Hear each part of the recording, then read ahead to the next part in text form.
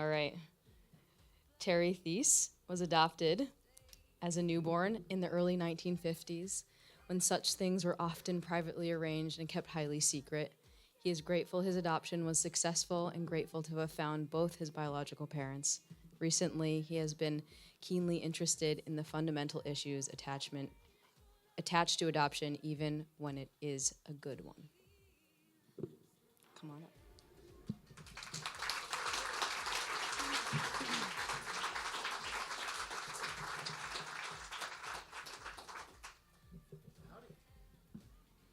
Thank you. Oh, thank you. By means of a brief introduction, there was a reunion between my birth mother and me. It happened, it's got to be about 30 years ago now. And I was in my early 40s, and it was lovely. That's the best word to describe it. The first birthday that I had after that reunion took place, a box arrived in the mail. I don't remember if there was a return address on it, because my recollection is I didn't know what it would be or who it was from. So when I opened this package, inside of it was a shoebox. And inside of the shoebox were a number of envelopes. And the envelopes consisted of birthday cards from my birth mother to me for every year of my life that we hadn't been together. She's here tonight.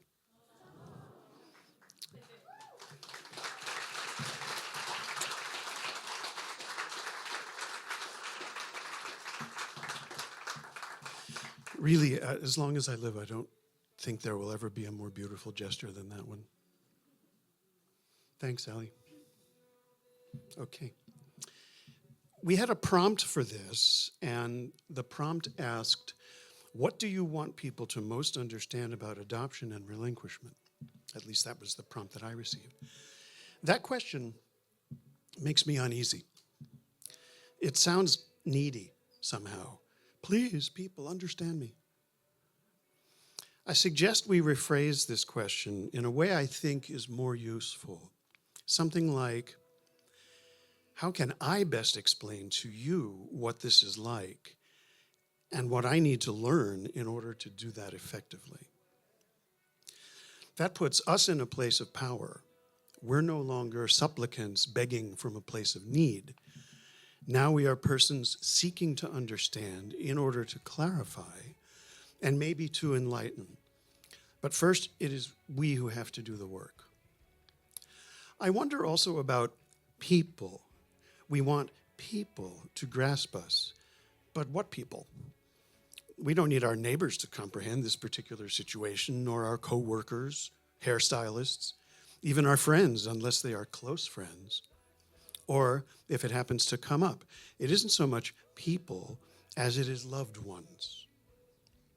Spouses, mates, life partners, or just transient romantic obsessions.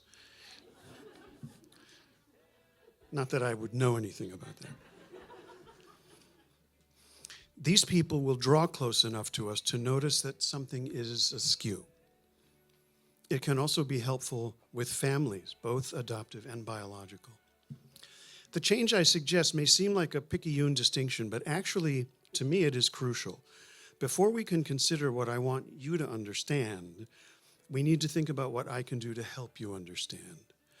In the larger society, there are books and a body of knowledge. But if you said to your lover, here, read this, you'd be surrendering to a third party to do your work for you. Let me see if I can try to explain how this all is a gesture of intimacy, of caring. It says, you're worth the effort. I'll speak purely of myself. I searched at age 42 because my relationships were imploding and I didn't know why. I was smart. I'd done therapy. I should have been a paragon of self-knowledge. And instead, I was a man whose lovers took off, and all of them said they'd been lonely with me. Lovers were drawn to me because I was thoughtful, irreverent, intellectually creative, compassionate, good at intimacy, or its simulacrum, and markedly perceptive about human motivation, apart from my own, obviously. I wasn't the typical guy. And I have to say, with more shame than I like to admit, that I was not unaware of what drew lovers to me. I wasn't some erotic Svengali, but I knew how to play my cards. And the reason I knew is that I was too weak to be without a partner. And so I worked my queasy magic. I sought to hide my need, but my curse was to attract smart lovers who gleaned it before too long. And they were needy too. So he's a little clingy. That should be manageable with all his amazing qualities.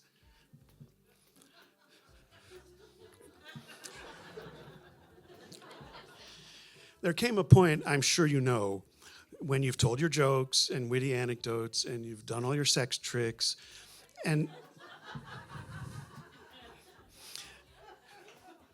neither of you really dazzles anymore. Then you need to be reassured, each of you and both of you. Do we belong together? The fog has lifted. You start to see clearly, and you better like what you see. This is a dangerous moment for me because I have a secret I can't let you see. And you know it's there, but not what it is. And you sense me pulling back, and you wonder what I'm hiding. And is it really that awful? Yes, it really is that awful. Perhaps you'll recognize it. I've been faking it all my life. I am an imposter. I play a role. I am not authentic. At times I think I'm not actual. It's more than not owning a self. It's a trick I play that makes you think I'm on solid ground, whereas I am actually some little float being who lives by a sleight of hand. There is, strangely, an appealing side to this. I appear free of the usual dank and gluey family entanglements. I'm good at spotting a fellow faker. I really do have great compassion for the human perplexities, and these, among other things, are the gifts of being adopted. They're good gifts, except for those pesky terms and conditions. So you can't let a lover in close enough to realize you are not solid, and furthermore, you are in fact seriously needy, and what you need is both the mother who disappeared and to be protected from the mortal fear of any more abandonments. You are as fascinating as a person can be, but for a lover, it is a groaning weight to be under, to try and meet your needs without truly knowing who you are. In some ghastly way, all of this is explicable. You could arrive at the point you could say something like, there is a wound in me from an injury I don't remember. I had no agency nor choice in the matter. Recovery from this wound is tenuous and partial, if it is possible at all. It manifests as two feelings. One is to be profoundly unworthy, and the other is to be weirdly free to vamp at being human. The birth mother who gave me away seems to have endowed me with an outsized need for mommy approval and constancy.